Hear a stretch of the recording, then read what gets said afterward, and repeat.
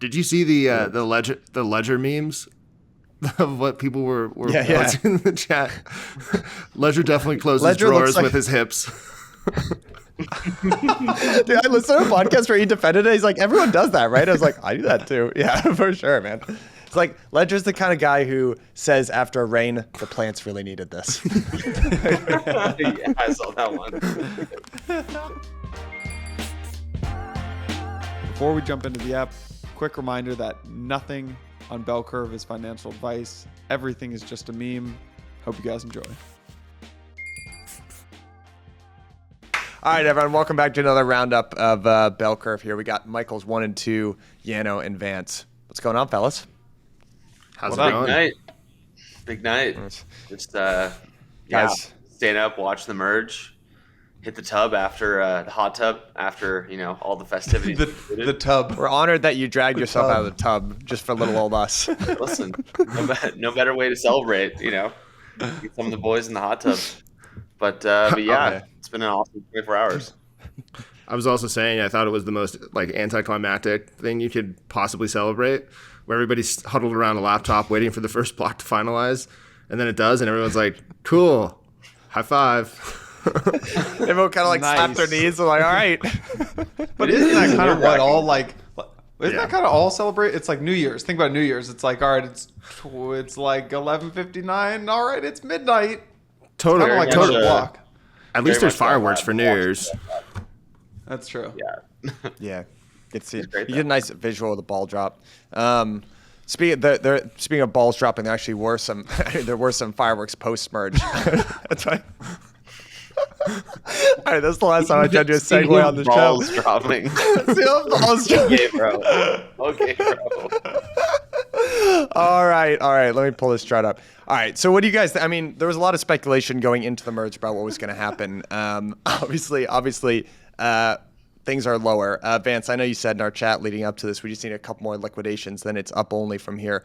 What do you guys think about price heading into the merge here? I mean, that was Kyle Davies' tweet. A couple more liquidations than up only. So it's kind of like. Oh, really? Oh, shit. Yeah. I mean, I missed that. Wasn't correct. But I mean, I think, without commenting on the specific price of Ethereum and more of kind of all of the positioning changes that happened overnight, where the funding rate went from heavily negative to basically, flat or in contango now. If you watch futures, you had a bunch of people shorting ETH, you had kind of all of these unwinding of all these positions. And now I think, going forward this is so much flow kind of wrapping up in the last 20 or 12 hours that now we have kind of the tactical people out of the market, for better or for worse. And now it's you can really assess the long-term impact of the structural change of Ethereum's proof of stake dynamics. So it's kind of we're going to need to wait and see, and the effect compounds over time. And yeah, I mean, proof of stake is not something that, the switch flips and everything changes overnight. It's more something where it has a time-based impact. If you're removing, $800 to $1 billion of net issuance or sell pressure within a month with the combined burn and issuance reduction, the more months that occur, the higher that impact gets. And so it's kind of a wait and see game. But the biggest thing is that the chain didn't go down. Maybe it was boring, but Michael and I, there's a picture of us last night. We're just looking at our phones, and it's it's not super intense, but all of our net worth is on one chain. And if it goes down, what happens? And so just the absence of a loss, I think, is a pretty big win. The other thing I'd say, which has been interesting to track, is just what's happened with ETH PoW. And I was going to ask you guys, what has happened there? I haven't even heard anything. And that, I think, is kind of what's happened. There hasn't been really any news. There hasn't been any activity or, very much at all. 71, I'm just pulling up the chart right now, 72 million of 24-hour daily volume. It's down 60% over the last 24 hours. I think a lot of this was people wanting to hold on to ETH. The borrow rates on Aave yesterday were up to 360% annualized. People wanted to hold the ETH on base layer to try to go after this fork. And now that trade is over. So things kind of settle naturally because of that. And I think, to Vance's point, this will just all kind of settle out in a little while. What is this, though? Do you see this announcement on the renaming of the Ethereum fork token ETHW as ETF? Poloniex has decided to choose the fork chain Ethereum fair. I can't tell if this is a joke or not, which is supported by the community's majority and more proof of work computing power as the main chain. Is this a joke or is like pulling? Is this? Are these just the? Is this the? As Click on the pie chart. Click on that pie chart. Yeah. Yeah.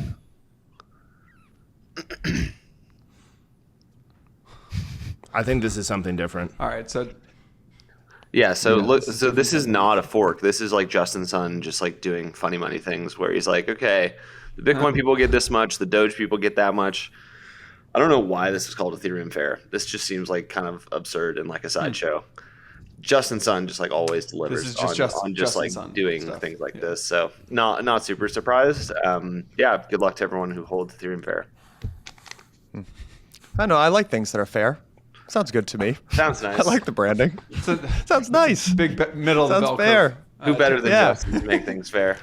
Okay. I will say it's kind of funny that Poloniex is doing this. I think we've talked about this on past roundups, but they were the ones, their kind of history around ETH Classic and everything, because this was the exact same thing, right? When there was the hard fork back then, and actually very similar thing. It kind of just trended down to nothingness after like 3 days, and then Poloniex listed ETH Classic at like 12 p.m. on a Saturday, just sent it on this huge epic run, and they prepared for it better than the other exchanges, and they kind of fucked a bunch of their competitions. It was a pretty savvy move. I don't think that they're doing the same thing, but it's just kind of funny that this is coming from Poloniex. There's also been a huge, speaking of Ethereum Classic, there's been a huge ramp up in hash rate on the ETH. I saw that. Yeah.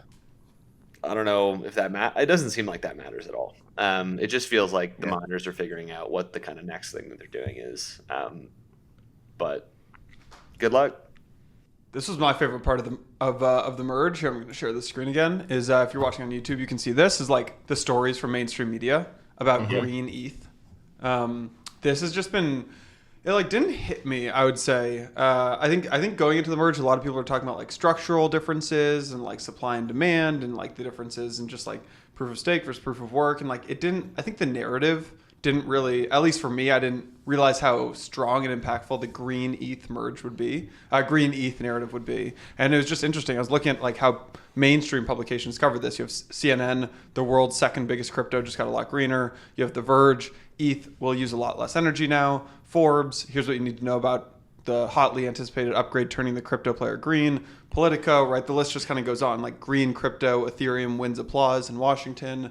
And this is just like, this has got to be one of the best narratives I've ever seen, not just for ETH, but for crypto. Totally agree. I mean, think about this narrative with the backdrop of everything that's going on to the anti-proof of work perspective as well. Just earlier this week, you had I think it was the Treasury Department had to respond to the presidential order to assess cryptocurrencies. And one of their big takeaways was we should potentially look into regulation of proof of work chains. It doesn't mean that they're going to. It doesn't mean that proof of work is not going to be favorable, or at least looked favorably in the U.S., but it does mean that they're going to start looking into it. And this at the exact same time as the merge and this 99+% flipping of ESG and environmental concerns. I think it's just the dichotomy and the juxtaposition of the two is huge. I actually can't really. I will say, like, I don't love that narrative getting pushed because, again, just like fundamentally, I don't think it's a negative thing necessarily that Bitcoin uses proof of work. Like, I actually would prefer them to use the proof of work because I view them as this like money, and they're not really supposed to have utility. I think that's fine for Bitcoin. So I don't really want this to get like brandished like a stick and used to beat Bitcoin. But I will say, like, we just did our DAS conference, which we've been doing for the last like 4 years. And one thing that struck me is like I kind of like remember different points of time, from like when we've been doing it in past years. And I was just kind of remembering when we initially did it back in 2019, that was like rolling off of that bear market. And the consensus view very much at that point was, all right, all these ICOs were like, something that was either way ahead, or the market was way ahead of its skis, or like fraud or like not great activity. And like Bitcoin was the only thing that was like sure. And there was like this consensus rallying around Bitcoin basically. And now that we're in a bear market, you like couldn't be further from that, right? Like no one's really rallying around Bitcoin at the current time. There's a marked difference from how it's felt in the past. I don't know how you guys respond to that. I'm trying to just remember how it felt last time. Like, what was there really like the strong BTC? I guess there was. Like, ETH had like a really weak consensus. Like, there almost wasn't like a group around ETH that was like distinguishable from the other L1s. Like, in retrospect, you could probably see the differences, but at the time, like, it felt like ETH was just like another chain. And we kind of have this like collective instinct to like group around one thing when things get harder and like when things just need to kind of be more fundamentally justified. But it felt like in the last bear market, like we didn't know like what Bitcoin, could be justified based on what narratives like we could explore with it. And I think in the last bull run, like we really explored a lot of those narratives. We explored it as kind of like a medium of exchange, like, okay, there's no fees on the chain. Like we've had enough cycles to tell that that's probably not going to materialize. We explored it as like this inflation hedge through like the Michael Saylor saga and like, all the super cyclers. And I think like now it's just kind of like, we've learned that it probably doesn't work on a store of value basis. Just like it's not rallying when inflation is high. We've learned that it doesn't really work on a medium exchange basis. There's no fees on the network. And I think this is the first bear cycle where people have been like, okay, cool, we now know these things. So by process of elimination, like we should probably go look for something else. And that's reflected in the quality of the people who are in the communities right now. The other thing too, in the last bear cycle, ETH obviously was being used basically as a fundraising mechanism for all the token sales that were going on in 2017, but there weren't really any applications built on top of it. You didn't have a single real stablecoin that was built on Ethereum or built on a base layer blockchain. The application categories really didn't exist in a way that was scalable or frankly usable by the mainstream consumer base. And you had to kind of choose Bitcoin as the one prevailing narrative because, this stuff was supposed to be money and you could use it as a medium of exchange. You could use it as a store of value. It could be even like a balance sheet capital asset that companies would be able to put on their balance sheet eventually. As Vance said, all those things have been tested, but that period of time, 2017, 2018, 2019, was when all the funding rounds for the alternative base layers happened. So you had, once again, the juxtaposition of Ethereum not really working, no applications are built on top of it. We've got stuff in the works where we're going to have other application categories, but they're going to take years to mature and get to the point of usability. And Bitcoin kind of is the remaining thing. Whereas now I think that narrative is completely shifted. You have applications, you have stable coins, you have DeFi, you have games. It kind of does leave the Bitcoin narrative in the dust. Yeah, the last thing I'll say on that is like the ESG and climate change stuff is super important, whether you agree with it or not. Like that's generally the way, like if you believe in climate change or not, or ESG or not, like doesn't really matter. Like the world is gradually gathering evidence that suggests it's real, and the rest of the world is reacting by going distinctly in this direction. And like if you're not moving with the crowd, you're kind of moving against the crowd. And hearing that the White House might like ban proof of work technology is like the first shot across the bow of what I think will be many. And to your point, Michael, like you have to pick what is valuable. Like you can spend energy and put carbon in the atmosphere for some reasonable thing that everybody wants, but it has to be justified. If Ethereum can do a better job with less emissions, there's just going to be a natural consensus that converges around that. I mean, that was exactly what I was going to say next. Is nobody really talks about the energy consumption of the internet, but it's because you have this value to it that is just inherent in the usage. YouTube probably, I don't even know what the actual number of megawatts per hour, but I would imagine it's probably more than the Bitcoin network. But nobody ever talks about that. I've tried to find that. Yeah, same. It's actually hard to find statistical information on it, and I assume it's because no one even questioned it. Right. No one was like, we should probably figure out how much energy this shit's consuming. Exactly. It was just like, yeah, this is clearly useful. Exactly. Yeah. I wrote this thread on green ETH and brought up the Bitcoin narrative and how the Bitcoin narrative really turned and how that was detrimental last year, and a bunch of Bitcoin maxis piled on the tweet. And I think the consensus of their argument was let me actually just read one that got the most likes. It was every time you use Ethereum, you're giving ETH voting power to those who already hold the most ETH. Every time you use Bitcoin, you're giving Bitcoin to those that put in the most work. You're basically driving centralization by supporting this ETH proof of stake. It's basically just the anti-proof of stake argument, which I'm just curious how you think about something when you read that.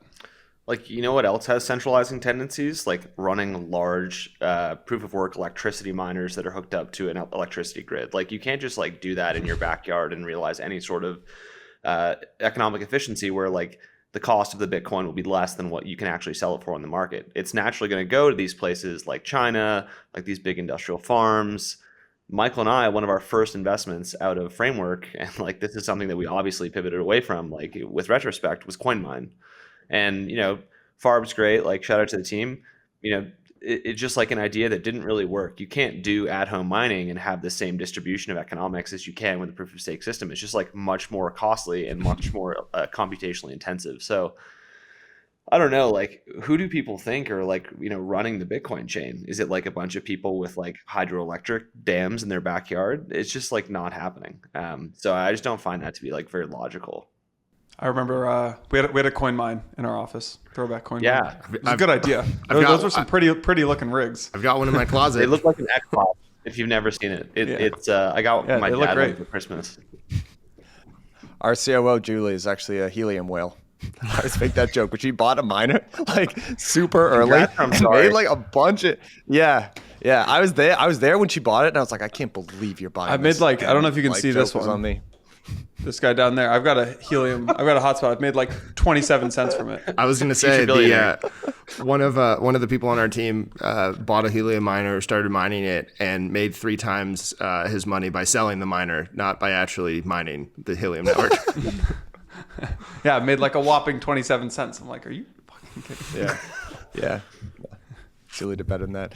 I don't know. I have to defend. I hear all the arguments about it. I still do. I guess I kind of feel the way about it, like almost like I look at some of the libertarian type move, like political spaces in the U.S. And even though it's not necessarily my cup of tea, I am kind of glad that it exists as a counterbalance, and I do see the value in it. I don't think it's totally useless, but I don't want to spend an enormous amount of time as counterbalance for sure. Yeah.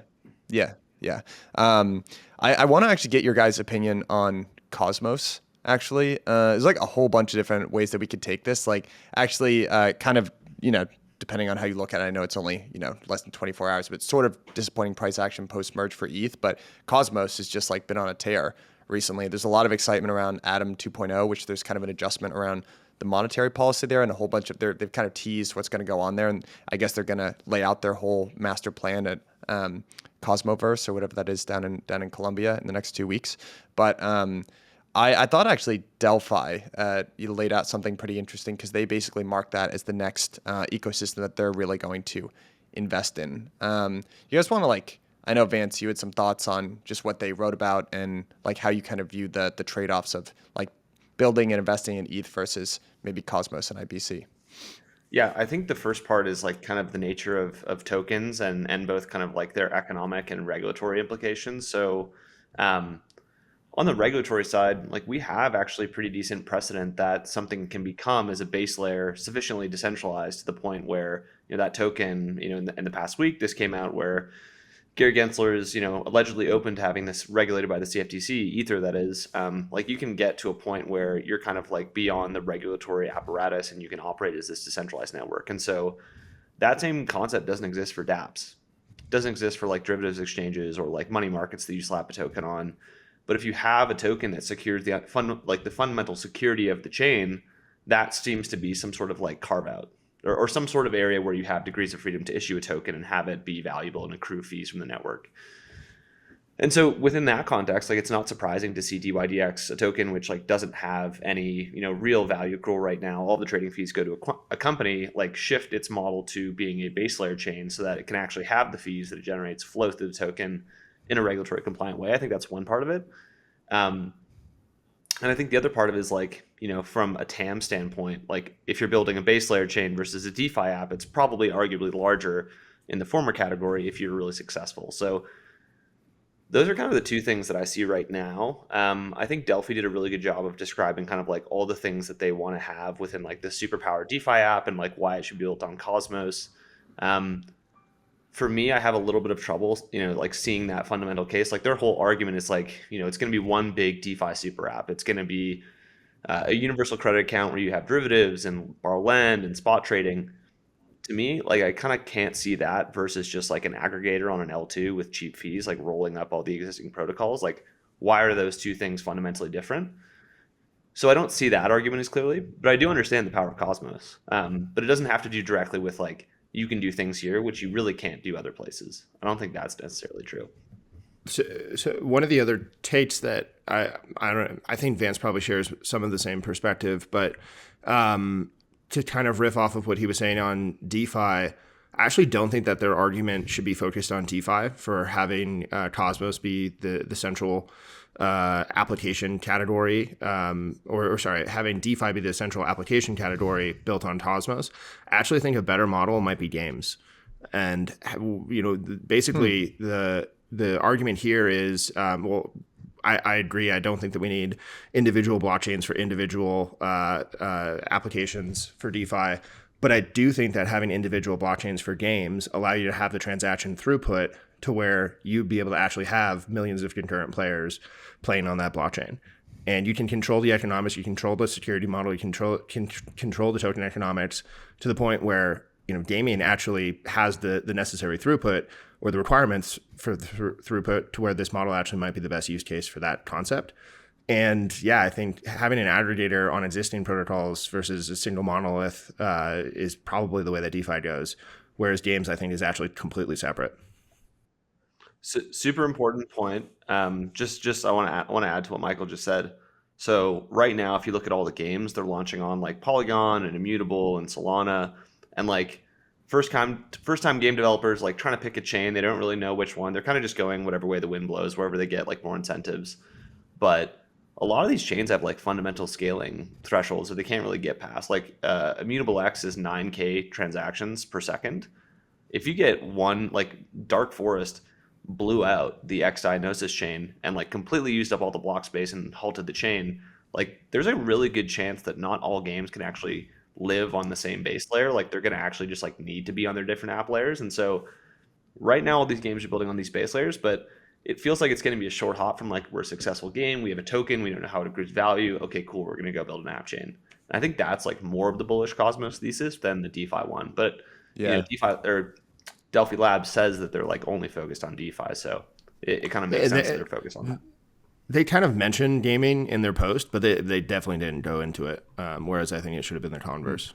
Well, I think the reason they focused on DeFi specifically there is because like a big point that they kind of made is that when you have a generalized blockchain, you have all sorts of different sectors or applications there. So there's like NFTs and DeFi and gaming, to your point. And it really sucks, especially for like financial infrastructure, if something clogs up the chain and then the financial infrastructure can't work because Bored Apes doing their land sale, right? And like to your point, gaming, if they bring on an order or two orders of magnitude more users than currently exist, you're kind of constantly, no matter how fast you scale, going to be dealing with this issue of like clogging up block space. And so I think, one of the advantages that Cosmos offers is like, okay, you get to go launch your own app chain. And there's definitely like drawbacks to that, right? It's more expensive and time consuming upfront because you need to like bootstrap your own network of validators and do all that kind of stuff. But you do have kind of the advantage of, okay, then you can kind of customize different things within that app chain as well. Like DYDX, they have more, when they're building their own chain, they'll have the ability to like change transaction fees. And I think they'll get more ability to like, they'll be able to do more with MEV on their own chain as well, which I actually think is a critical point because it seems like MEV is going to be the way that block space is monetized. Like it seems like that's going to be the dominant model. So if you have more transparency or like more ability to direct and order MEV within your own ecosystem, I feel like that's an enormous advantage, frankly. But once again, I wonder if that's why actually that. Yeah, the MEV is a huge component, but once again, I mean, aren't all of those examples just even more important for an ecosystem like gaming versus DeFi? DeFi has already existed on chain at pretty decent scale for a while in the Ethereum ecosystem, and it's just getting cheaper. I mean, everything with DeFi is going to be just a cost trade-off, and usability is going to get better over time. Aggregators are going to get better over time. But the other thing that's implicit within having your own, base layer chains is that you have to have transportability, cross-chain bridging and cross-chain swapping of assets, and that is at least so far, and we'll see. I mean, IBC is nice, and we haven't really seen any issues with it. So if that becomes the dominant solution across the board, maybe this is not as important of a point. But I don't trust to put my financial assets in a bridge. Period. End of story. And I think gaming is going to be a different story because it's a game asset. It's worth $5. It's worth $10. I'd feel much more comfortable swapping that versus, an ETH token. Yeah. Is this going to enable the next generation of DeFi? Probably not. Is this going to be a model that people move towards, like once they're super successful and want to get more monetization? I would say probably that or an L2. But like, yeah, it's easy to like say like, ooh, this new thing, like we're just missing like this piece, and it's like, well, like maybe it wasn't that actually like transformative. There's this small piece of history that I do wonder if it would have changed things, which is Compound's decision to build on Polkadot. So if you guys, I don't know if you guys read that Delphi piece, but there's a screenshot of Rob Leschner. So basically Compound, and I think earlier, it was either last year or like at the beginning of this year, it was like, yeah, we should, instead of building Compound on a bunch of different L1s, we should build the Compound chain. And they decided to use, they're basically, I think it came down to either building on Cosmos or Polkadot, and they chose Polkadot, is my understanding of the story. And it just like completely flopped, and they hated Polkadot, so they pulled out of the plan. But if Compound had built an app chain on Cosmos, then DYDX did it, like, I feel like history could look, just like that one decision, like things could look a little different maybe. I agree. You know, the other one that was built on Cosmos is Luna and Terra. And I think, you do have some history there as well. I don't think that will pervade, and I think you have to control your own chain essentially. But I do think that, it is an interesting revisionist history. If Compound would have chosen Cosmos, would that have moved more of kind of like DeFi 1.0 over to Cosmos as well?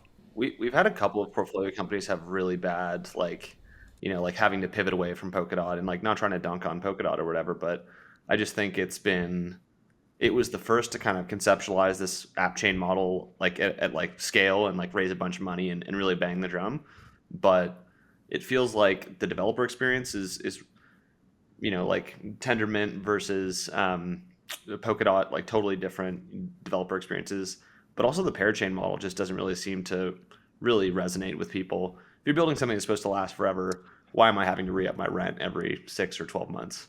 I have another reason why Polkadot might not have taken off, because it never pumped and made anyone rich, which is like really what you kind of like. I'm borrowing this theory that I heard from other people, but like really, if you think about the model of blockchains, like the distribution mechanism, like you want that base of like really early adopters who like buy in early, they get wealthy off of buying Bitcoin or ETH or Solana or whatever it is, and they become these diehard evangelists that just like pump it from here till the moon.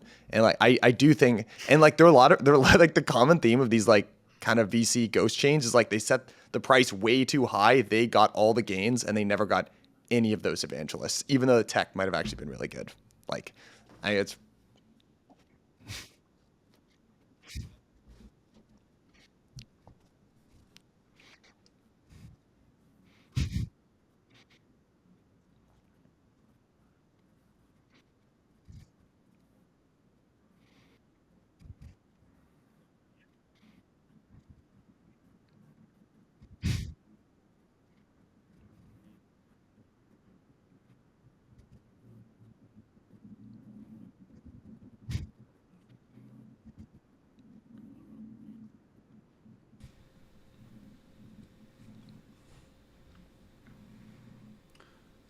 That's why NFTs on Solana are booming.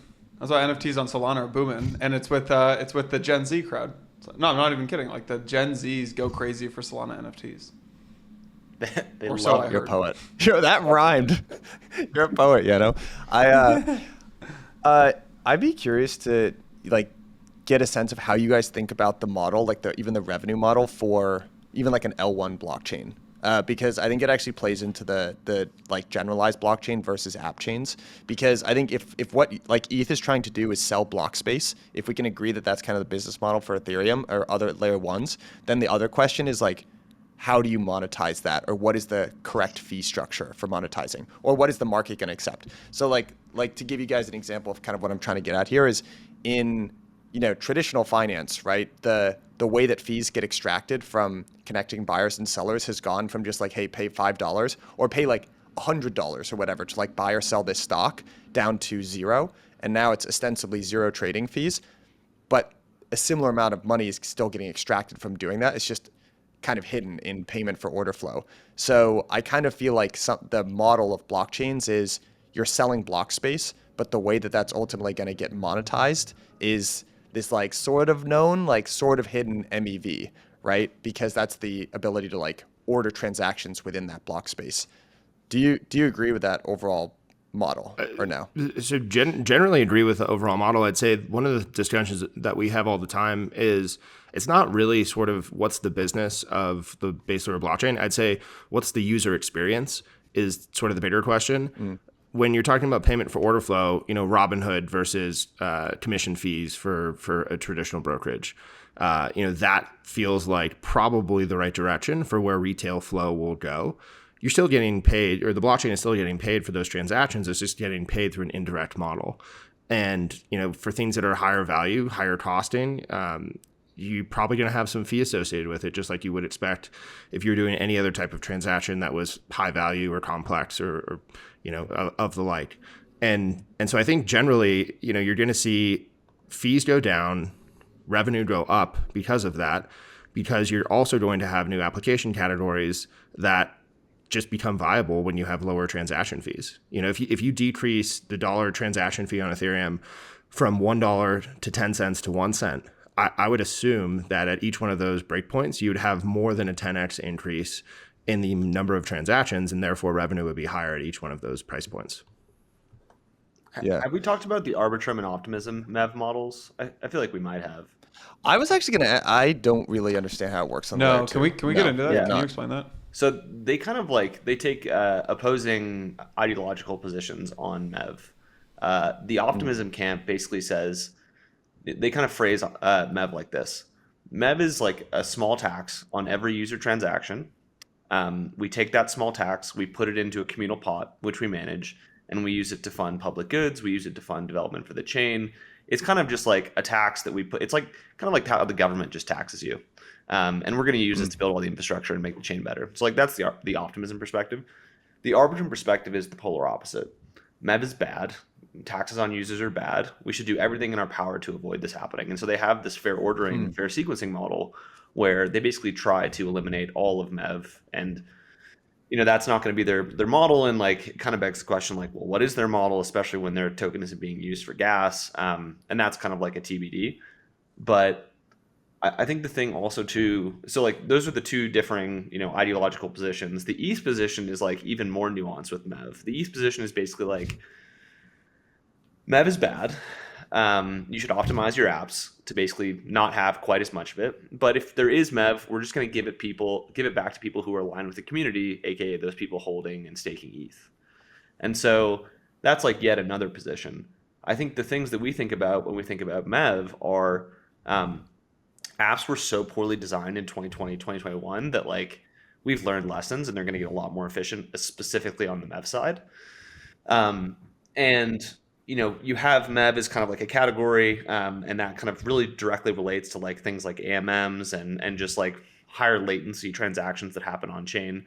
You also have models that are coming in kind of above the AMMs, things like payment for order flow, and DFlow is a protocol that does this, that basically just sells order flow ahead of time to whoever wants it, market makers, DAOs, and they monetize and fill the volume that's going through it. And there's no MEV in that model. And so it kind of remains to be seen, and it depends on what the dominant DEX model is, whether MEV is a really big factor in the future or not. And there's certainly some models which don't have that in it. But here's my understanding of it is so then what Arbitrum is inherently saying, if you're pulling MEV out of the system, is that they know the fairness of the blocks. It's up to Arbitrum to tell people what the fairness of the blocks is. But so then you're taking the auction system out. I guess I just don't get that. I think you need a way to I don't think even the way you were positioning that, Michael, I think Ethereum should charge a lot for its block space. It's got arguably the most valuable block space out there. I feel like what it's saying is it's got these L2s, right? That's where it's really cheap to transact. So you can spread a whole bunch of transactions on the L2s across the expensive block space. And then that's what makes that model kind of work, right? But ideally you would like to see Ethereum and Ethereum stakeholders find a way to value that block space properly at a relatively expensive rate and then extract that value through validators. But if that's the dominant model for blockchains writ large, then I can see the value of moving onto your own app chain where, if you're an app building on top of either ETH or a layer 1 or a layer 2, then it's not flowing to your validators, it's flowing to ETH validators, basically. And I kind of think that's the two business models that are emerging here. So I think it's more of a game of leverage. Yeah, and app chains don't have to be Cosmos, right? Like you have things like Right. Boba and Métis that have forked L2s, and kind of what you do with an L2 as far as a business model is you just say, all right, there's one person who's the sequencer who's sequencing the transactions, and you get to decide basically how much MEV is there and how much do you extract. You're auctioning that role off, and you're basically saying like, okay, stake your whatever your app chain token is on the L2, and every once in a while you're going to get it selected to play the sequencer role, and you're going to get MEV from that. And so like you can kind of this is a concept that works both on ETH and on Cosmos app chains. I think the concept that's important is like you're now allowed to be like more opinionated on this idea. Is MEV bad or is it good? Should we give it to the community or should we give it to the user? Should we use it to bootstrap things or should we just deny it as basically like a regressive tax? And that's like an interesting design space. Do you have a take on what's the best model?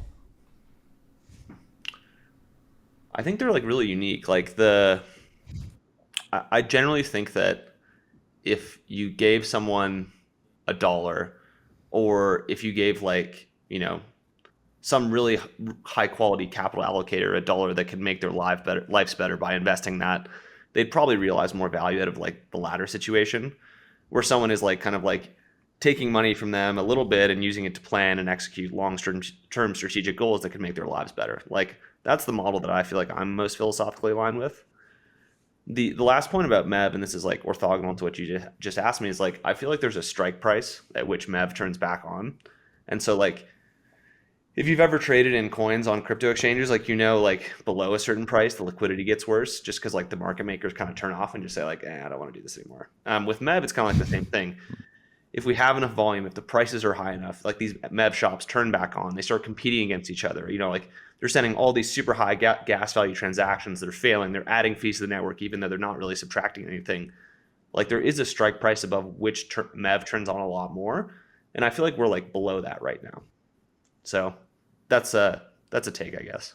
I think the market, whether it's good or bad, the market will just decide, basically. Like, I think that's what I kind of think. I don't know. I think people will like you could, right? Like you could recognize, like you could just, the network, ETH holders could basically just decide, I actually don't mind there being inflation, and people who stake and validate, they will get that inflation, right? And everyone who's a part of ETH could be like, okay, that's fine, and I'll just get diluted. But what they're saying is, I don't want that to happen. I don't want it to get it diluted. But validators are still saying like, I got to get paid for what I'm doing. Then a way that they're going to get paid is through MEV. And like, I think that choice has already been made. So I don't think it's bad or it's good. It's just the way that people are gonna prefer. If you've looked at the yields on or just like the estimates of yields, I forget who put this paper out, but right now it's about 6% with transaction fees and inflation. But if you turn on MEV Boost and you're in a validator set that has that, that's probably another 3 or 4 or 5%. Like there, to your point, Michael, like there's an argument that this is like, 40, 50% of yields and is like structurally important.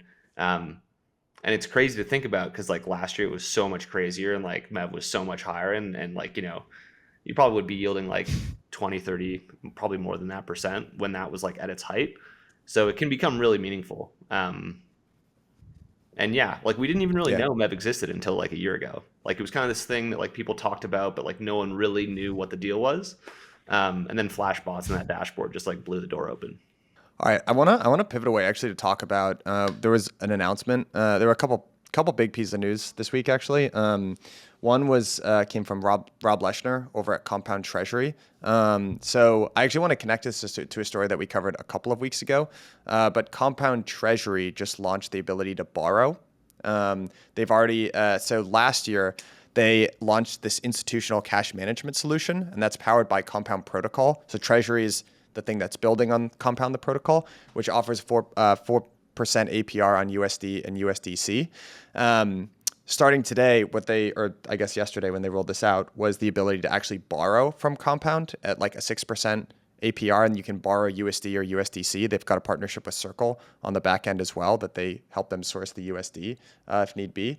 The way that this kind of rolls into, they're sourcing liquidity either from other clients on Compound Treasury, or they're actually going to the $3 billion locked in Compound protocol. So the reason this kind of flows into Compound 3 is, remember, Compound kind of rolled out this thing where actually they really simplified their protocol, right? Where instead of basically being able to post any collateral, right, to borrow any other type of asset. What they said is like, hey, you can still post a smaller range of collateral, and the only thing that you can borrow is USDC. And the reason for that, I actually caught up with Rob yesterday to talk about this, was he's like, look, when we started 5 years ago, we thought people were going to want to borrow all sorts of things. Now what we believe and what we've seen over the last couple of years, everyone just wants to borrow dollars. So basically the way that it works on their back end is like, if 90% of the demand is just to borrow dollars, then if you're trying to collateralize lending, right? If you're basically, you're trying to establish a ratio, right? So if you have some collateral that's really volatile and you're trying to borrow something else that's very volatile, that's really tricky to maintain that ratio. It's much simpler if you have volatile collateral, but you're borrowing something that stays the same. So basically they're trying to do really capital efficient borrowing. So you can basically do much more leverage at a much cheaper rate. And they're trying to basically just simplify and attack that borrowing USDC use case. And then that feeds right into the announcement from Compound Treasury. This kind of gives me like Circle, we shouted out Jeremy Allaire on the last one, where they really just like simplified their product. I really like what they're doing. I think they're just attacking a big use case and being like, this is the only thing that we're going to do. But I don't know what takes you guys have on what they've rolled out. I generally think that what this does, and we've talked about this on previous bell curves, is adds more institutional firepower to into the lending and borrowing ecosystem for crypto writ large. And I also was checking out compoundtreasury.com, and you can basically borrow USDC against Bitcoin, ETH, and other ERC20s up to 90%. It's just open term. You can pay it back whenever you want. This is a new construct that frankly just hasn't existed in the space yet. And having more of these products and product categories will institutionalize, and having to be on chain, which is going to be a really, really important component. Talk about this versus the centralized lending platforms that have gone bust over the last few months. This is just a step in the right direction generally, but broadly, I mean, this is going to be a big driver for growth in the space, I think, in the next cycle. Michael, why is this something that hasn't existed before? I think I'm missing something. The exact product of open term on-chain fixed rate lending just is not something that you've had an open term variable rate, and you've had some fixed rate, but not really at scale and really kind of as an institutional product. I mean, Aave, you've obviously been able to do fixed rate for a while. But I think the scale is kind of the difference maker here. Got it. I think the question that, and this is one that I can't really wrap my head around, because we talked about this on last week's episode too, was just that the short term, I'm sure this will reverse, but like short term headwinds of TradFi yields being higher than yields that you can get in DeFi. I think that's a really tough problem to overcome, and I don't know what they're going to do in the short term there, because that was supposed to be like the Trojan horse, right? That was supposed to like lure capital in because you could chase a higher yield, and it didn't really work, honestly. Well, it did for the most part. It brought a shit ton of money in. It just like there's like just no, it didn't. There's like No. Sorry. Sorry. It brought degenerate yield in, right? Which like caused crypto equity prices to explode. There weren't like banks being like, oh yeah, I'm only getting 3% here. I see 8% in crypto. Like, let me earn yield in this like safe way, because they were all like, these yields aren't real. And they were all kind of right about that. So like, yeah, it attracted a lot of people, but there weren't like institutions and big hedge funds and like fixed income, like money market type things that are like, let me take advantage of the spread in yields being offered in crypto versus TradFi. Don't make me the bear here. No, they didn't do that. Like, come on, don't like stare at me like that. I mean, bull markets a race to see who can import capital into crypto. Feels like bear markets are kind of like who can export capital faster through like CoinShares or like Coinbase. It's if USD yields are lower on chain than a T-bill, that's going to be difficult. But if you think about ETH, like the yield's nice, like we'll take that. But the thing that's interesting is that you get paid to hold an asset that has a potential venture scale return. And that's just something that TradFi could never offer. And, for better or for worse, same with a lot of these, call them like longer tail coins. Sure, the yield is nice, but like a lot of people are just buying it because of the lottery ticket. Yeah. And the extra 4% on Lido is just a little kicker. Right. Yeah. What do you guys? So, all right. So, bravo again to Rob. That's really exciting what you guys are doing.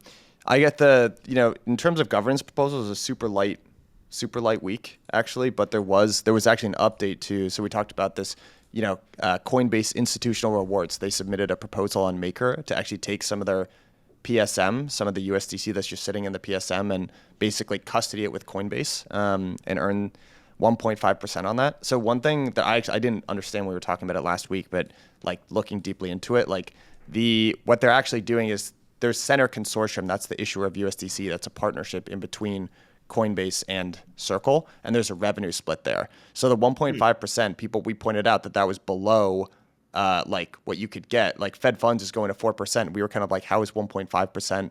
Where are they getting that? So Circle's earning, USDC is earning whatever they're earning, right? It's like probably around 3 or 4% because they're putting it in short-term government security, short-term corporate bonds, that kind of thing. And then there's a rev split in between Circle and Coinbase, and it depends on where they're custodied. So if the USDC is custodied at Coinbase, then they get a bigger percentage of the split. So basically what Coinbase is saying is, hey, if you guys move that USDC over to Coinbase and custody it with us, we're going to get a higher percentage of that yield. We're just going to share some of that with you. And the advantage there is that they're not even, that's why they're able to not even unwrap the USDC. So it's still super liquid for Maker. And then there's this new proposal from CoinShares, which is they're saying, hey, all right, that's a good move for you guys. Take a smaller amount, 500 million USDC, give it to us. We're actually going to unwrap it and invest it basically in this portfolio of different really short-term securities. And the way they structured it is they're going to give them SOFR, which is like a now 2.25% plus some upside. So whatever they outperform on SOFR, it's like 1/3 goes to Maker, so they get some upside on the 2.25%. CoinShares gets the other third, and then the other third, CoinShares is allowed to buy MKR from Maker. So it's kind of like it's just a more variable fee structure. And I think the trade-off is it's less liquid because it's not, you don't have like interblock liquidity there because you're unwrapping it. You'd have to like unwind that position, but you do get more yield. And it's variable yield, which is probably pretty good. They probably want that because like if yields go up, then probably their token is going down. So it's probably a pretty good hedge, honestly. So I kind of like it. Actually, shout out to CoinShares. I thought it was a good proposal. CeDeFi is back. That's my take. I remember when you had that narrative like a year ago, and I forgot what happened to that. But it feels like this, like you pair one corporate entity with one protocol, like, Coinbase and Maker, you have Compound Treasury and Compound. Like it feels like that's going to be a real lever, especially in a world where, like the protocols who don't have access to the outside world are just like going to be less able to generate real cash flow, if that's where the yields are at least. But it's cool to see everyone kind of like, it felt like in the bull market we didn't have like the proper time to kind of like introduce everyone to each other, like, Coinbase, meet Maker, okay, like you should get to know each other, start working together, like, build the muscle memory of like taking in USDC or DAI and like going and lending it off into the TradFi markets. And I think that makes the crypto ecosystem stronger and more resilient as a result. So I like that this is kind of back as an idea. And I think it's an interesting growth alley avenue for DeFi.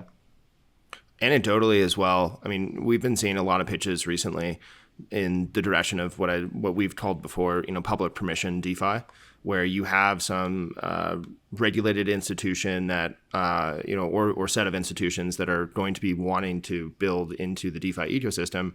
They don't really know how yet, or they don't know how to integrate. So maybe they're going through a custody provider, or maybe they're going through like a Coinbase, and they're trying to get in, but now they want access, and now they're going to start interacting in ways that they just haven't been able to thus far. And I think that we're also going to start to see new layer 2s pop up regionally, which are focused on these different ecosystems, because Latin America, EU, US, all different rules, and you have to abide by those when you're a regulated financial institution. And so I think you're going to have to also have regulated regionalized chains as well. And so I think CeDeFi, whatever we want to call it, public permissioned DeFi, I think this combinatorial effect of having institution with large customer base, large balance sheet, whatever it may be, interacting on chain now is going to be the narrative of a lot of what DeFi is for the next couple of years. The last thing I'll say is like, it's good to see these like all the DeFi protocols basically have business models that are endogenous to the on-chain world, and they work really well when the on-chain world is popping off and really bullish. But like having another, tool in your toolkit for when the markets are bearish and you can start exporting instead of like importing, it just helps build like a counter-cyclical business model, which is what a lot of crypto needs right now. And building the counter-cyclical business model just like helps you integrate everything with TradFi and just make it more sticky, which is good.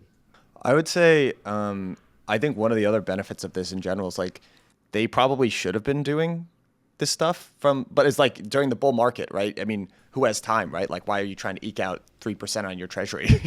Like the whole world is at your fingertips. So now I think it's probably you'll probably get some financial professionals in there as well that manage this stuff for them, which I think is good. I think this eventually becomes a service. I think there's a unicorn company built here where like instead of just going to a CoinShares or like these one-off, it almost feels like coin. Yeah, I just think that there's it won't look like this in like a year or 2 or 3 years from now, where like the maker sends it to CoinShares, then they send some other stuff to Coinbase, and then another protocol sends it here. Basically, whoever's winning the sales deals, it's like someone's going to end up winning, like building a business just to manage these treasuries, or it goes in house. Although it probably doesn't go in house. Actually, it's too much capital. No, it doesn't go in house.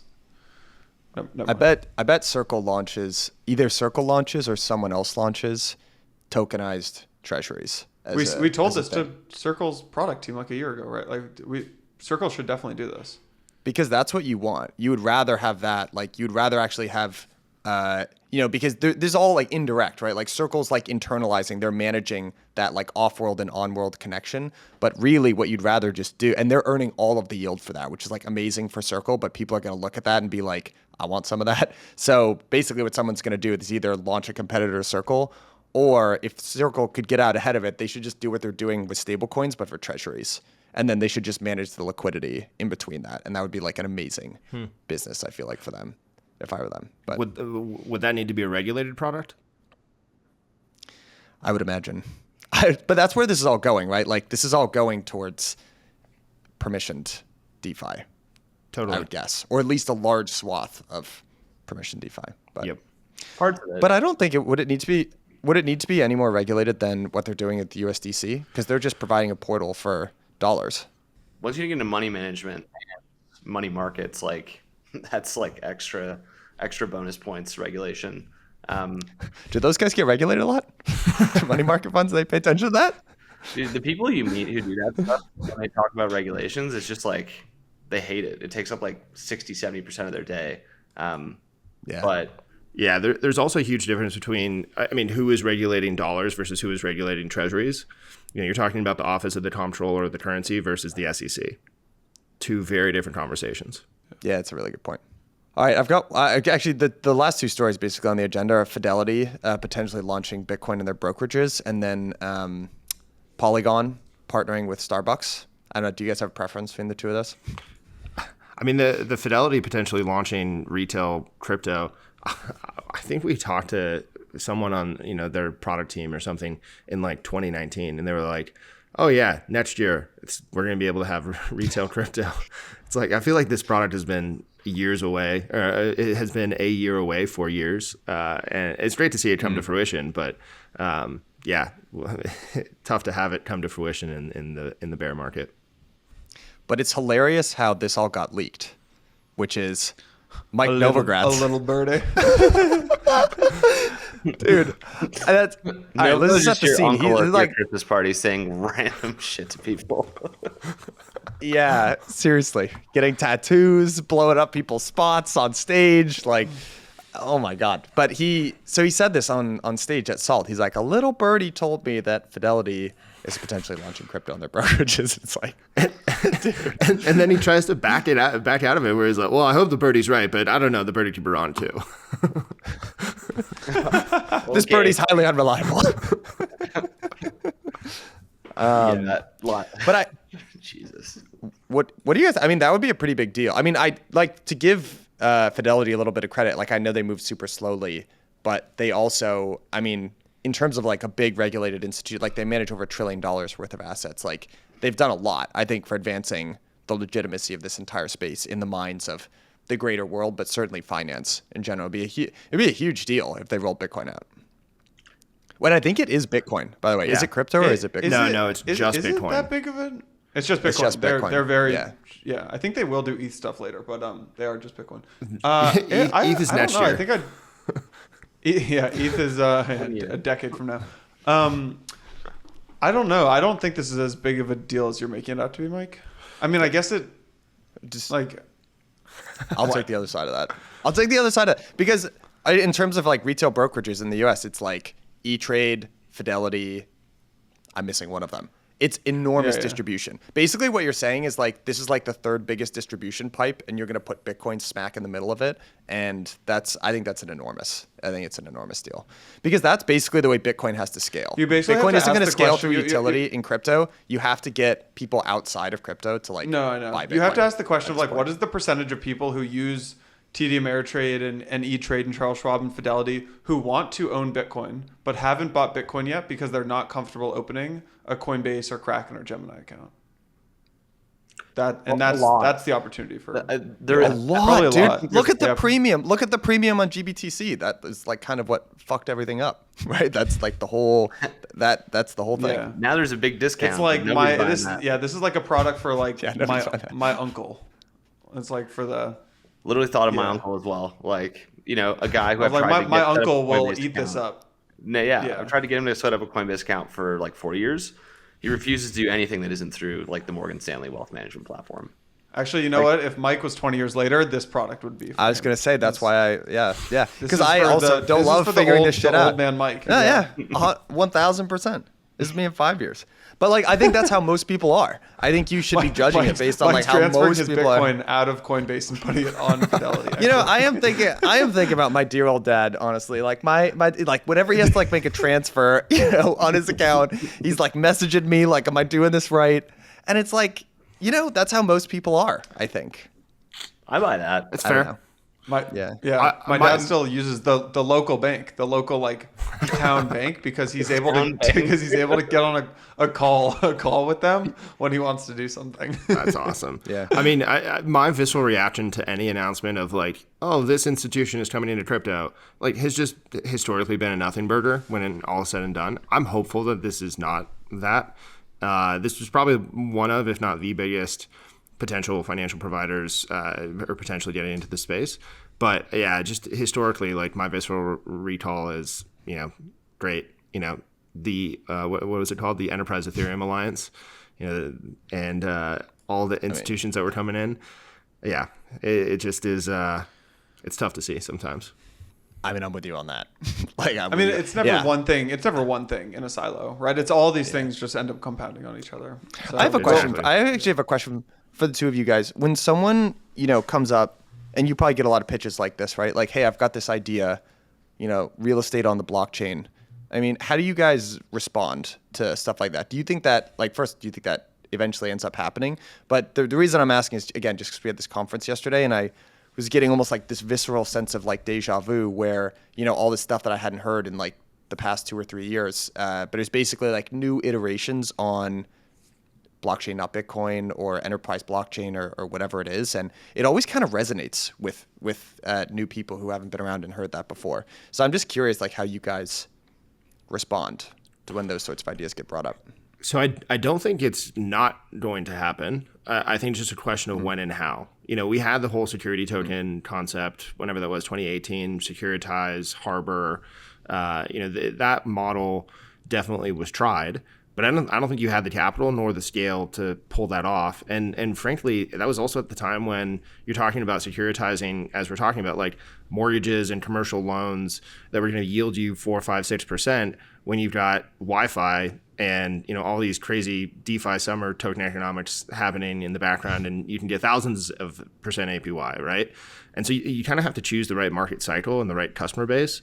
And I think at the time it was just a mismatch of customers and product. Whether that's, we're talking about getting 2.28 SOFR plus a third of the variable on top of that. Like maybe now is the right time. I don't know. Mm-hmm.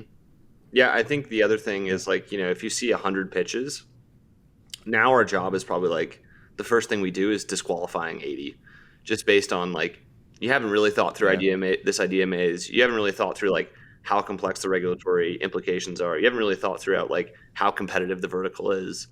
And I would say like most of the disqualified pitches that we see are things like neobanks or things like like we do see a lot of like real estate on the blockchain style pitches, but real estate is one of the most regulated sub industries of the financial sector that exists today. And so I think a lot of the stuff is just like easier to build endogenous on chain, where like everything sits on chain and it's not connected to the real world. But hopefully we get to a point where the regulations are easier enough that we can actually make those pitches viable. But right now, I would say that they're pretty far away. Yeah, fair enough. All right, let's talk about Starbucks and NFTs on Polygon. Yeah, you want to take us through this? I feel like you have been looking at it. You love Starbucks. This Monday, Starbucks announced a partnership with Polygon, and they created a new rewards program. I actually honestly don't know too much about this. I don't know why I'm taking it, but they here's what I know. They announced this new rewards program, Starbucks Odyssey.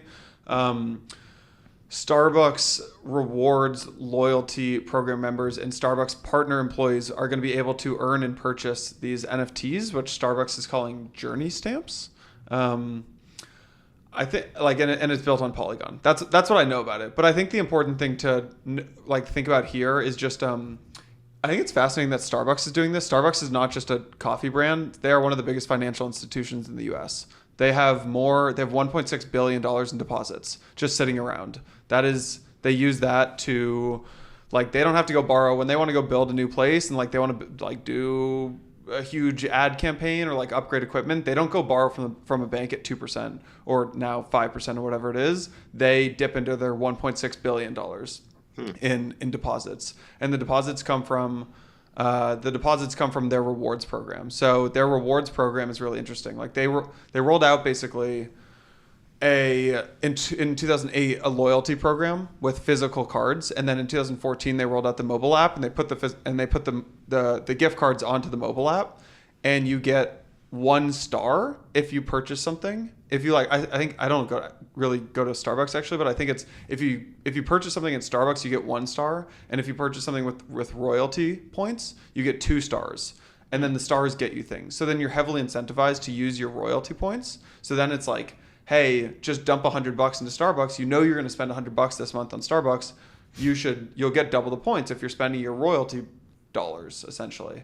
It's like SUSD, right? You get double the rewards if you spend SUSD. What that has caused is there's over $10 billion in rewards dollars that are added to Starbucks every single year, and right now they have an excess of $1.6 billion. So that's just the prepaid, right? It's like the prepaid balance, stuff, right? Yeah. Okay. Every single year, rewards members load $10 billion onto Starbucks cards. Over half of Starbucks that's bought in the U.S. is done from this program. 25 million people in the rewards program. It's pretty nuts. It's a huge. Because I first heard this. Well, what did you guys think about this? Because I first kind of heard this, I was like, I'm not really sure, but it's interesting. I'm not a huge Starbucks loyalty user, although I probably, if I pulled up my app right now, I probably have $20 sitting in there because I just forgot about it or something, which is I think where that 1.6 comes from. But I think this sounds kind of like a Pokemon Go game for Starbucks users, customers, and I think having an NFT that you can earn and you can sell, it's an interesting component. But once again, it kind of goes back to the question of what's the overlap of Starbucks customers and NFT fans? Maybe it's a bunch of NFT fans, Gen Z, Gen Y, Gen A on Solana, or maybe now it's gonna be Polygon. So it does kind of feel like it'll be interesting to see what the overlap is of those two customer bases. It's funny. This is a good segue from the real estate on the blockchain conversation, because this is the same group of This is the same. You're at a party in 2017. Guy number 1 says to you, "Hey, I'm putting real estate on the blockchain." Guy number 2 says to you, "Hey, we're putting loyalty points on the blockchain." And we're putting Starbucks rewards on the blockchain. Yeah. So I think it's. The numbers behind Starbucks are staggering, but even when I was at Netflix, the gift card program was kind of this thing that was run by, people who weren't core entertainment industry veterans, but like it drove so much of the business that everyone had like all this reverence for them. And like it works in the US, it works even better in South America and emerging markets, where the financial ecosystem isn't quite as stable. And you can earn and basically acquire a ton of customers through this. And sure, maybe you're giving them $3 or $4 in these imaginary rewards points that you have them spend, but like that's far lower than the CAC to acquire a new customer and keep them loyal and buying stuff in general. So, you bring on people onto the blockchain, like you're cool with me. I think the risk to Polygon is basically that you kind of have all of these like dead experiments that just like live on your chain and like, slowly get wound down. But, you have to take swings and they're going for it. And we definitely respect that. So, we're definitely on board with it. One of the interesting questions that I think would be fun to see is just, can Polygon keep up with it? Let's assume this is really successful, or frankly, just like 1% of Starbucks customers end up using this. That's going to be probably the largest application on a blockchain, period. And can Polygon keep up with that scale? There's a game that did an NFT drop to its Twitter followers, and they had to mint 400,000 NFTs on Polygon. That was about 40% of the entire activity for like a month period on Polygon at the time. The numbers that are going to be an interesting mismatch is just like, can the scale of Starbucks be put on a blockchain right now? You've seen pretty deep reorgs in Polygon already happening. And like, I'm going to feel a lot more confident in Polygon when they switch to whatever the ZK technology is that they're building out. But what they have right now just feels like, yeah, you've scaled for the number of users that are on a blockchain today, but if it gets 10x bigger, like you have real problems. And I think that's not just them, by the way. It's a lot of people, probably other than like ETH and the L2s, but it is concerning, I would say. Let me do a thought. Here's a maybe unintended. Here would be like best case scenario of the Starbucks thing. I think is that if you look at all loyalty programs, they're in these like closed systems. So it's like if I get airline points or something, like they just sit until I end up using them. And like Starbucks points, you can't really do anything with them. Maybe there's like a cash out thing, but you can't really do anything with them. I do wonder if this like, because you've got the 800-pound gorilla in loyalty programs, which is Starbucks, there's probably like, who are the other big players in loyalties? It's like, I know H&M has a big program with like 100 million people. Like Amazon Prime is a huge, like Amazon's obviously one. Like Sephora has a big one, but like I feel like Starbucks is really the 800-pound gorilla in like the consumer side of things. This could drive like, what if this sparked like moving loyalty programs into like an open system? Brands are not incentivized to do that, but like maybe consumers start demanding it. I'm trying to think through other options here, but the benefit of it being a closed system is that if somebody forgets about their points, it's just like deleted basically. Nobody's, like to Michael's point, he's probably got $20 on his phone that he's never going to use. But if you establish a market for that, there's a clearing price and there's more incentives to sell it. There's more incentives to use it. Like your gift card program gets less effective rather than more effective. And so like, I think you have to go back to like, what are the first principles reasons to do this? And blockchains being cool is, I think, a valid reason. But like, what economic value does it either, ascribe or subtract to this whole process? The subtraction side seems pretty visible. The NFT stuff kind of seems like the linchpin. Like if those NFTs are actually cool and you're creating something of like real value that does not just like allow your customers to draw more on your inventory for free, like that feels like, you're creating value and like that could create an ecosystem. But it can't just be the loyalty points, I don't think. Yeah. I agree, though. It's got to be consumer demanded. It can't be, supplier pushed. A brand would never, would never do that. Right. But if you can pull one on, in the same way that Fidelity is probably going to have the same effect here in their own ecosystem. If Fidelity has it, then Schwab is probably, thinking about this, working on this. E-Trade's probably doing the same. If Starbucks is successful with this and Starbucks customers like this, you're, I think, 100% right. You're going to have to start considering this as a strategy for if you have a large loyalty program and customer base that wants this. Yeah. Did you guys listen to that the All In where I forget Friedberger, where it's like all brands are going to die in 30 years? Do you hear that explanation?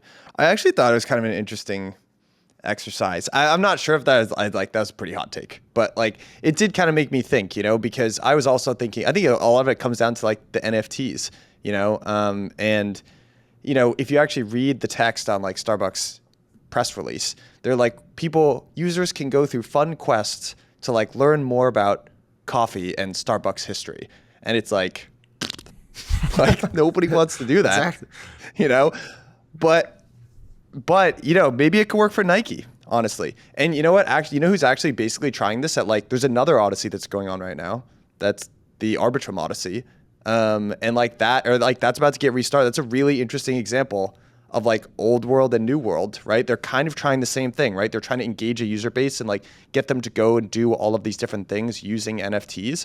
I bet one is going to be way more successful than the other. I know they're trying to do it at a different scale.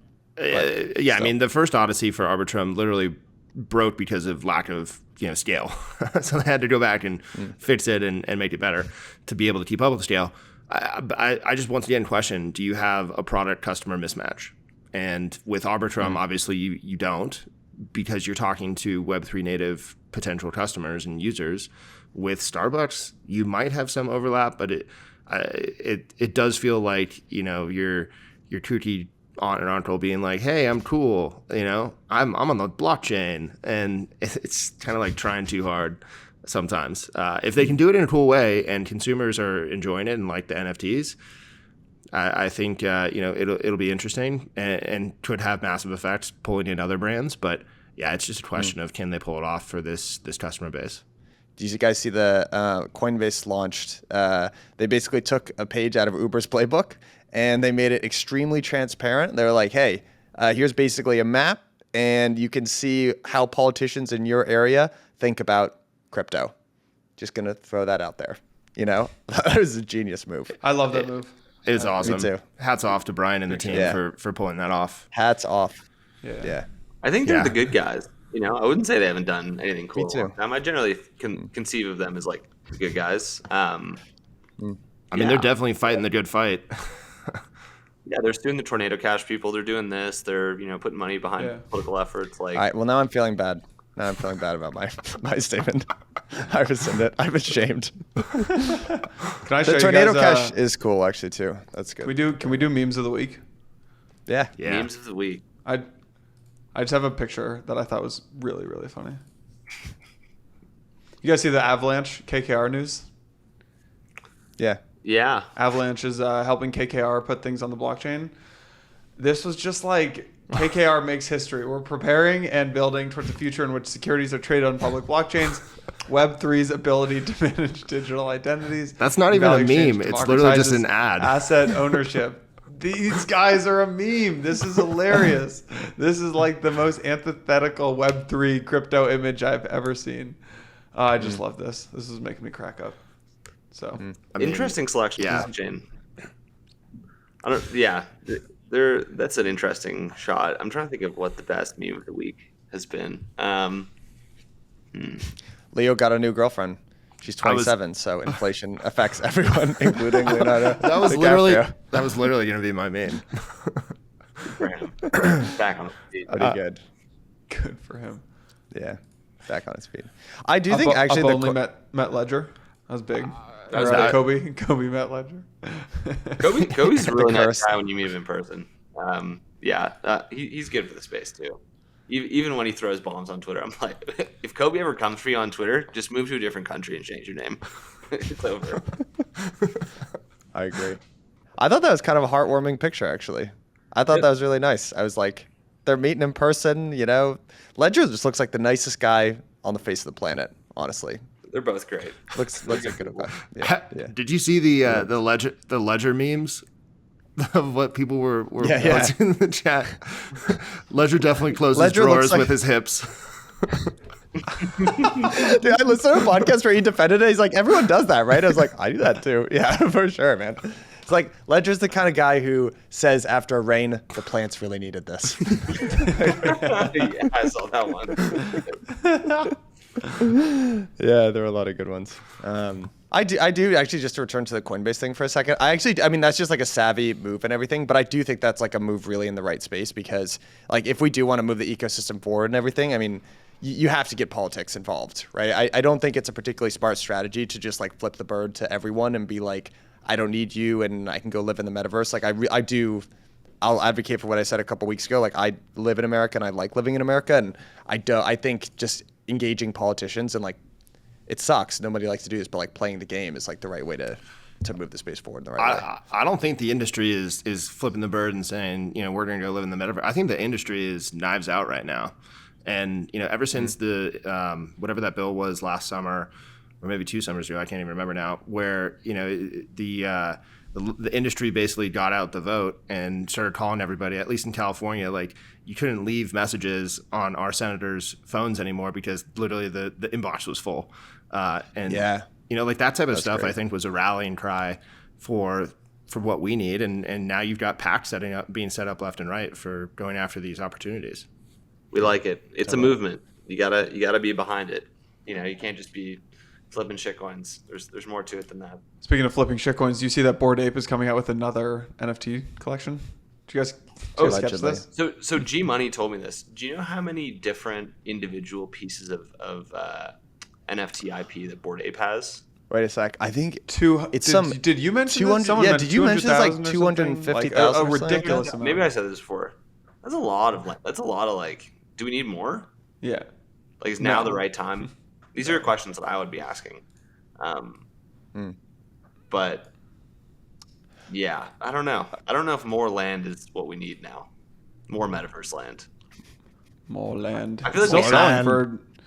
I feel like The other side, the other deeds were just sold for like $1 million last week. It's like, who's buying others? What's it called? inflation Other hedge. space? Land. It's a good inflation hedge, right? There's so many times when I ask myself, who is doing this? Like the ETH proof of work trade. You're telling me like tens of billions of dollars of like notional exposure thought that they were going to make like $1 billion from ETH proof of work. That's unbelievably silly. I can't figure out who that is. Like, who's buying other deeds for $1 million each? Like, is it like a fund? Like, it doesn't really seem like it could be one of our contemporaries. Like, is it like a rich retail whale? It's like, that doesn't seem right either. A lot of these things just like, maybe they're just like from China and like it's just like a different participant set, but I don't get it. Blame it on China. Blame it on China, man. Wow, looks ugly on you, Vince. Looks really ugly. Hey, all right, last question for you guys. Do you guys see Doodles raised this week too? Doodles did a raise. I feel like we're What do you guys just think of covering that? these companies and just dogging on them. I don't know. Like, I don't know. Congrats. Yeah. It's gonna be like Hats off to Raise in this market is the only sentiment that I have. I think he was like a $750 million valuation, which implies that there was some sort of bidding war, which implies that like there were multiple parties who thought this was a good idea. Maybe it is. Maybe I'm just wrong, but it seems kind of silly. That was Okay, like the kindest way to say that you don't think this is a good idea. I mean, listen, we didn't invest in it. Nor were we offered allocation, so like, let's not get it twisted, but we didn't try to get it either. I have a question for you guys actually, just on NFTs in general. Do you think, 'cause there was some pushback to this, which was like, hey, if these VCs wanted exposure to this project, they should have just bought the NFT, right? They didn't actually need to raise like equity capital to fund this. Bought my What do you guys bags. think about that? We've heard that before. Yeah. So I actually don't. I don't know who did this deal. I think one It's so thing. messed up. I got a bag. You don't like this bag? Look at how nice this bag looks. Right here. I mean, here's some of the inside track of what probably these funds had to go through.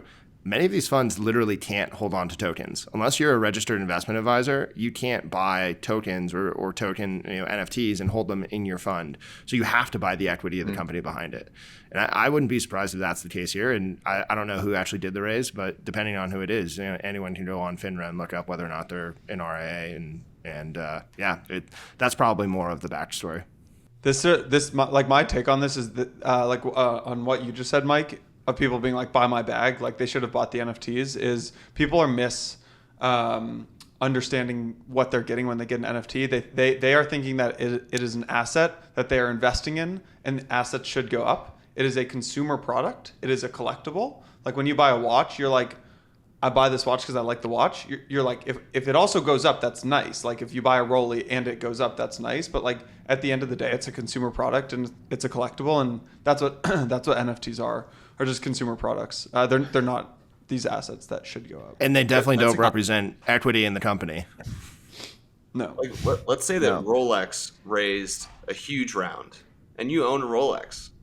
Are you going to be like, why did nobody buy my Rolex for 1.5x with some of them?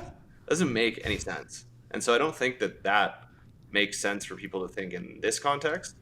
I think the promise is that if Rolex raises $1 billion, it'll up the brand profile, it'll up the lendiness, it'll make in time what you hold more valuable, but it won't be through a direct purchase. So I kind of don't have a lot of sympathy for that perspective, because if you think this is a long-term asset, you're not like, why are you not buying my bag tomorrow?